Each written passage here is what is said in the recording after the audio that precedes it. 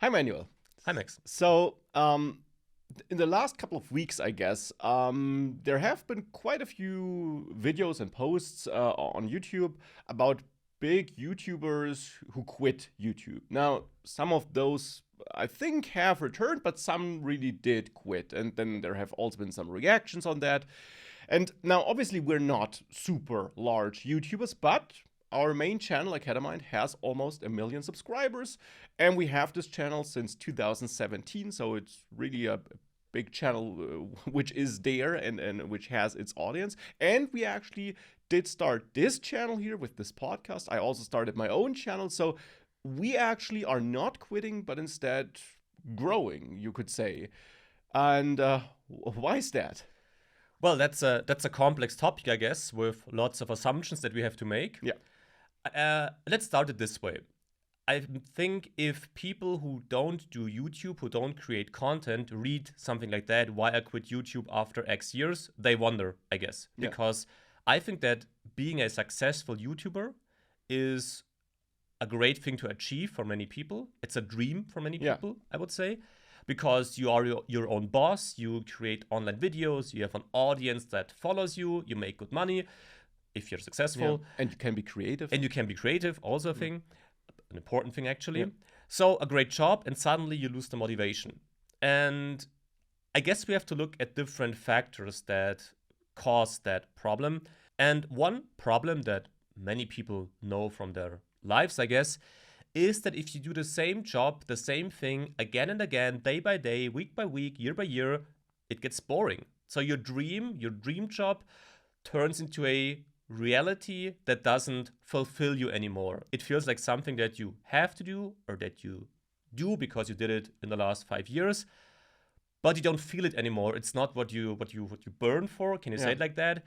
It's not where you want to put your whole energy into that, and more importantly, the reward reduces. So the reward for publishing a video, for being creative, for creating that video gets smaller and smaller. So you just start creating the next video and the next video, but actually you don't care in the worst case. And I guess this can lead to a situation where you lose your complete motivation and where you decide to stop that YouTube creation job. Yeah. And I think you have a very good point, because of course when you're getting started in those early days and weeks and months and years, you might see a lot of growth, and you see that everything's getting bigger and bigger, and that is of course pretty motivating. But as you said, this kind of diminishes and gets less of a factor as you are bigger, because those gains are smaller, and maybe there aren't any gains at all. Maybe you start shrinking, or you start comparing your videos. Actually, YouTube does that for you. You see it right on your starting dashboard in YouTube Studio. You see how well your latest video does compared to your last 10 videos. So that of course can be super demotivating if you like feel that, wow, my latest video is only the 7th best, so it's not really that great. And that can be a huge factor there. And I think what also is or can be a problem is that, of course, as you keep on doing YouTube, or as you create content in general, you typically, of course, aim to improve the quality in small steps. So creating a video now is more work than it was 7 years ago for us, and probably for everyone. And it will be more work in 7 years from now, because of course you want to improve in quality. You spend more time on editing, on planning the video, on picking better B-roll, whatever it is. Obviously depends on the kind of videos you do, but that is something that means that it's more work to produce videos, and that of course can be draining, because suddenly you have this obligation to pump out a new video every week, and that video is more work than it used to be in the past. And at the same time, it has been that past where you maybe established your publication schedule, so you feel obliged to have a new video every week. You also might feel locked into a specific topic or kind of video, because you know your audience wants these kinds of videos. And then again, if you try something new, you see it doesn't do that well. So that can also be a huge factor that kind of drains your energy and so on. And this leads to a real problem, because what I said at the beginning, that you lack the motivation because it gets boring to create videos, but suddenly you have to be even more powerful. You need more energy than ever before, because you have to improve your quality. And another thing we saw in the last years, the type of videos completely changed. Yeah. We lost those 3-hour tutorial coding videos. And what is very successful now is the type of content that, for example, Fireship produces in an awesome way. Yeah. These are great videos, but these are far off the type of content we produced in the past. Also far off the type of content we can produce, to be honest, and also far off the type of content we want to produce. Because we like our style, we want to improve that style, but seeing that other types of videos perform that great, of course, puts you under pressure. And the combination of having the pressure without having the energy is a difficult one. And I guess this combination can lead to this, I don't want to call it burnout, but you know what I mean. You are not motivated anymore. You don't feel energized. And that you then come to a point where you say, this is not why I started this. I want to quit this, is something that can easily happen, I guess, especially if you have some years of YouTube done already. Yeah. And I guess now, of course, this tutorial thing is very specific to our niche. And you could argue these super long tutorials still work okay-ish, but in the past we've done like video series where we like built a project across 30 videos and we publish 2 videos every week, and that doesn't seem to work that well anymore. But of course, that's our niche, and for different YouTubers who do different kinds of videos, this might not be a thing. But what definitely is a thing, and that's what you said, is that of course YouTube and its algorithm keeps on changing, and of course the audience and their requirements and expectations also change, because we have new players like TikTok, which totally change the way people consume videos and content. The attention span simply got shorter. I get that's not made up by us. That is something you can measure and see. And that, of course, has an impact and means that certain video formats that used to work in the past don't work anymore. And of course, that is simply something you have to adjust to, because just because you'd like it to be different, it will not be different. But these can, of course, all be factors that lead to burnout, or to simply the fun leaving the work, so that you're just left with the work and you feel like you have to change your video style even though you don't want to. But if you don't change it, you have to watch your viewer numbers decrease, and that's of course also not super motivating. And that's maybe the right point to state that we are of course not disconnected from all these issues, from all these topics. We see this development on YouTube. We see that our views are worse than they were 3 years ago, for example. We also created less videos last year, way less videos. But we have one important difference. Our main content creation area is not YouTube. It's creating online video courses, online programming video courses. So YouTube is for us just one part of what we do. That's why we can step back a bit from YouTube if we want to. And now we come back with more content than ever, with 2 podcasts, a video every week, with shorts on TikTok and Instagram and YouTube and whatever.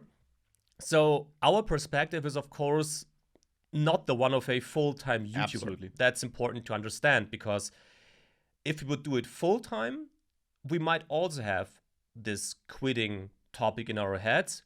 At the moment, we don't have it at all, because we took our break, we took our time, we analyzed the market, so to say, and now we try out other video types, which are still in line with our old school attitude. So with the videos or the core content we enjoy creating. Yeah, I think the main thing is we try to keep on doing what we like to do, whilst at the same time, of course, trying to produce content people want to see, because we're of course not just doing it for us, right? We want to produce content that's helpful to people, that people like, and that's why we're trying out different formats, and we got plenty of ideas there.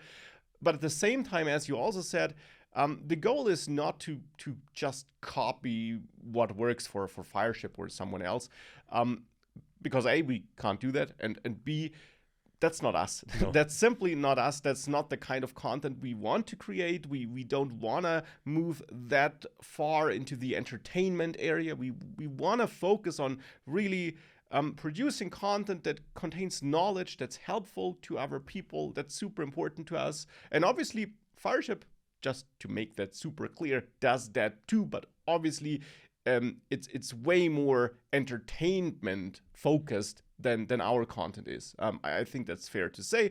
But obviously, he also has a way of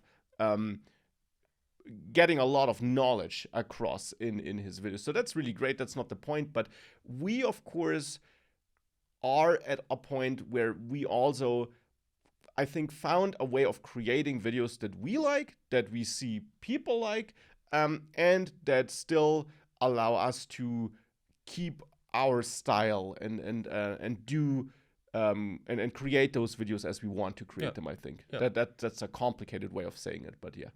But I get what you mean, and I guess it's true. Yeah.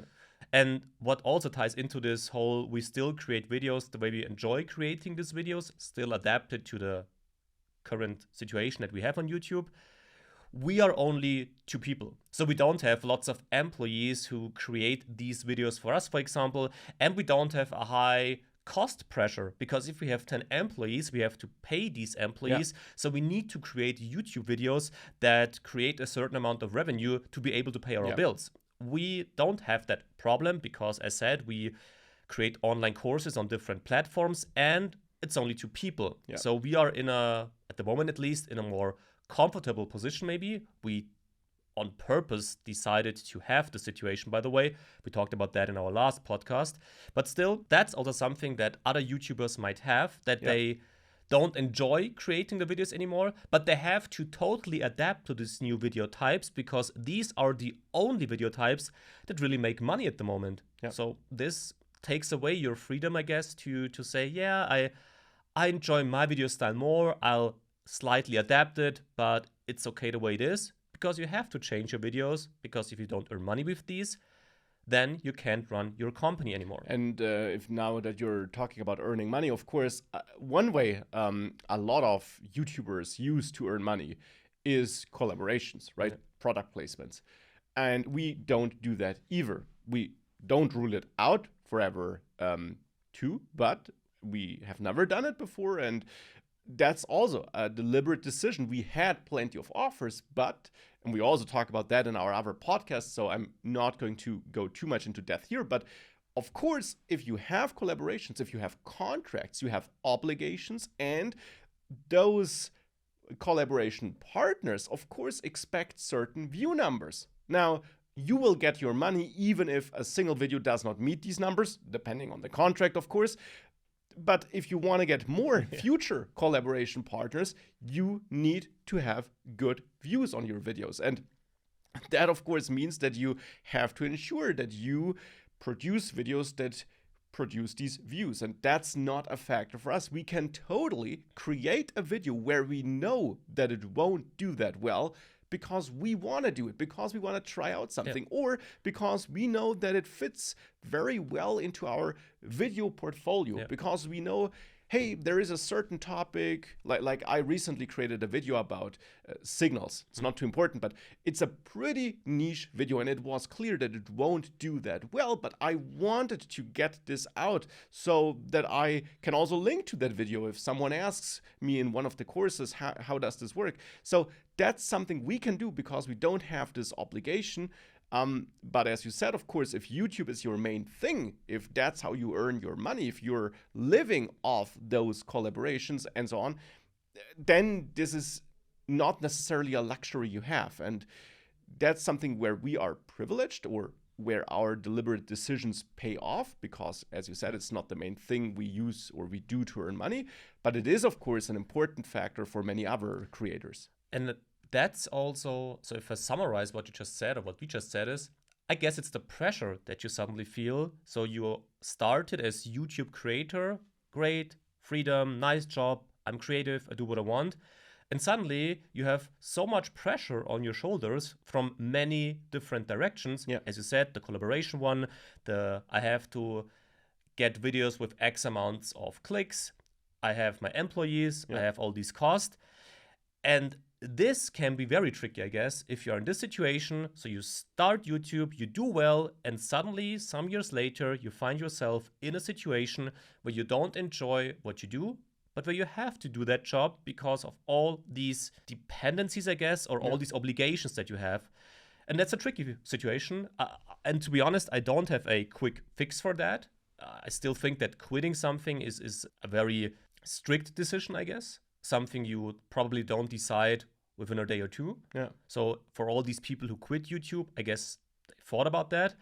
But still, it's hard to see if you have a big channel, good views still in the end. Because of all these factors or other factors, we don't know, you suddenly stop this. Actually, it's sad, to be honest. It is sad, but of course, ultimately, everyone has to do what works for them. If that works, that's fine. Of course, also, I guess at least some of those channels or creators who quit YouTube might have earned enough money that they can afford it.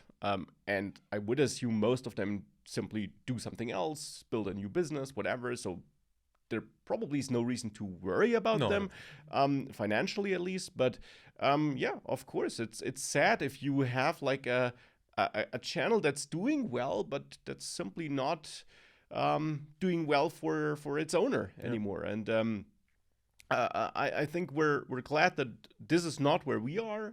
As you said, of course, obviously, the last 2 years we have created less videos because we had more focus on either some personal stuff, so maybe even taking some time off and so on, but also creating courses. So there have been various reasons, but it is really great that we are in a position where we can now increase the amount of output and spend more time on YouTube again, but do it in a way that we like, because we can afford a video that does not have hundreds of thousands of views. And also this podcast, for example, covers different topics than we have on our YouTube channel. Yeah. And also different topics than the ones you have in your podcast. So we'll see how this podcast develops, but it's just something we felt we want to do. Yeah. And we want to cover these topics and discuss topics like that. So for us, it's just a new platform. We try. We do our best to provide valuable content in the end. And we just see how it works. Yeah. And that's also a great situation we have at the moment. I mentioned that in our last podcast that this might also change for us. So we will see where we are in 1, 2, 3, 4, 5 years. At the moment, we are quite happy with the situation that we have. We are not totally happy, for example, with the way YouTube and the education market in general developed. As you said, this whole shorter videos, faster, more entertainment style is not the style that suits us perfectly. Still, we have to adapt up to a certain amount, and we try our best to do that and still make it fun for us to creating this video. Yeah, absolutely. And yeah, I would therefore say, as always, it would be interesting to hear how you think about this, the change in YouTube attention span and so on, or maybe you totally disagree, have a different opinion. So please share your feedback, and hopefully we see and hear you again in future episodes. Because we don't quit at the moment. Yeah, no plans. Bye. Bye.